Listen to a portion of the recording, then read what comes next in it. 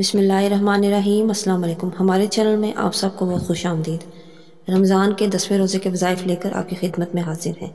تو چلتے ہیں اپنے وظائف کی طرف، لیکن وظائف پہ جانے سے پہلے ایک بات میں آپ سے واضح کر دوں کہ میری وہ مائیں اور بہنیں جو سحری اور افطاری میں بہت مصروف ہوتی ہیں، وہ زبان پر درود پاک، استغفار اور کلمہ طیبہ کا ورد رکھیں۔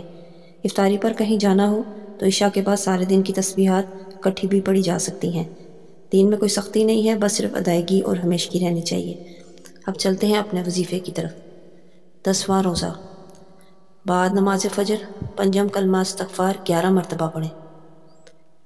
بعد نماز ظہر دعائے کرب و غم 17 مرتبہ پڑھیں۔ اللہ اللہ ربی لا اشرک بہ شیئا۔ بعد نماز عصر دعائے جمیلہ 3 مرتبہ پڑھیں۔ بعد نماز مغرب دعائے نجات 40 مرتبہ پڑھیں۔ دعائے نجات کون سی ہے نوٹ کر لیں۔ استغفر اللہ الذی لا الہ الا هو الحی القیوم واتوب الیہ۔ بعد نماز عشاء سورہ یاسین 1 مرتبہ پڑھیں۔